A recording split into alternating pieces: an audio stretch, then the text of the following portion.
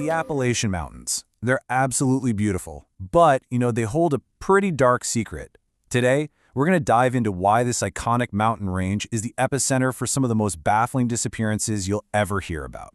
So let's just start with a number to set the scene. Over 300. That's how many official, open missing person cases there are right now in the Appalachian Mountains. That number alone is, well, it's staggering. It points to something much bigger than just a few hiking accidents. But here's the thing. It's not just the number of people that's so alarming. It's the way they vanish. The stories are just bizarre. We're talking about people disappearing in the middle of the day, sometimes when they're surrounded by friends and family, and leaving behind absolutely zero trace. And all of this, it funnels down into one central question. Why here?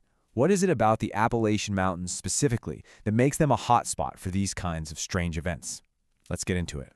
To even begin to understand the strange theories, we have to start with the chilling cases that gave them life in the first place. These stories, they're really the foundation of the whole Appalachian mystery. So we're going to start with what is arguably the most famous and just the most heartbreaking disappearance in the entire history of the Great Smoky Mountains National Park. And that's the case of a 6-year-old boy named Dennis Martin. Okay, so picture this. It's June 14th, 1969. Dennis is on a family camping trip in this big meadow called Spence Field. Around 4:30 in the afternoon, the kids decide they're going to play a little prank, hide from the grown-ups. Dennis playfully ducks behind a bush, and in that split second, he was gone. He vanished, and he was never, ever seen again. The response was immediate and just massive.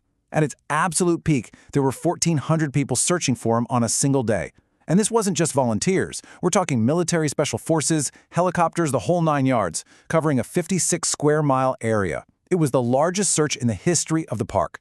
And despite that colossal effort, the searchers found absolutely nothing. Not one footprint, not a single thread from his bright red shirt. It's like he was just plucked off the face of the earth. Now, a heavy rain did come later that day and washed away potential tracks, but the complete lack of any evidence at all is still just staggering. Well, I say nothing. There was one lead, one really strange sighting that stood out. Miles away, another family said they heard a sickening scream right around the time Dennis disappeared. And a little while later, they saw this rough, unkempt-looking man moving through the woods trying not to be seen. And here's the chilling part. He was carrying something red over his shoulder. Now let's look at another case, one that adds a whole different layer of impossibility to this mystery.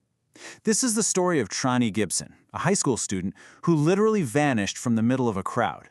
I mean, how this happened is almost just impossible to believe. It's October 8th, 1976.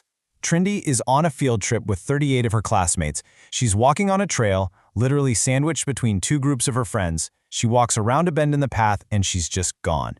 The group behind her never saw her again, the group in front of her never saw her arrive, and nobody heard a thing. And what makes this so incredibly baffling is that because she was with a huge group, the alarm was raised almost instantly. A massive search with tracking dogs and helicopters kicked off right away. And the result? Exactly the same as with Dennis Martin. Absolutely nothing. Not one single clue was ever found. So when you have cases this baffling, how do you even begin to explain what happened? Well, this question has led to some pretty compelling and, honestly, deeply unsettling theories. So the first major theory centers on this idea of feral people. We're talking about isolated individuals, maybe even small communities, living deep in the mountains, totally cut off from society.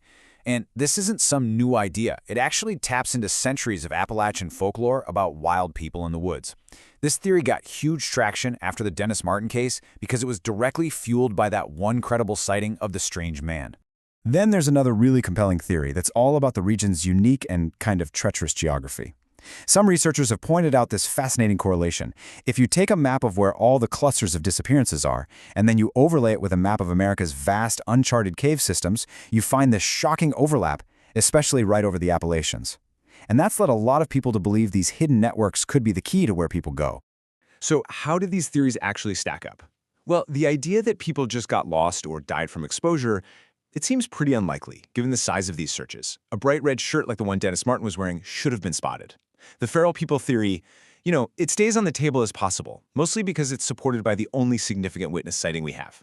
And finally, the cave systems. That offers a really chilling explanation for how someone could vanish completely. An unlucky hiker could fall in, or, as some people speculate, the caves could be used for criminal activity, and someone just stumbled on the wrong thing at the wrong time.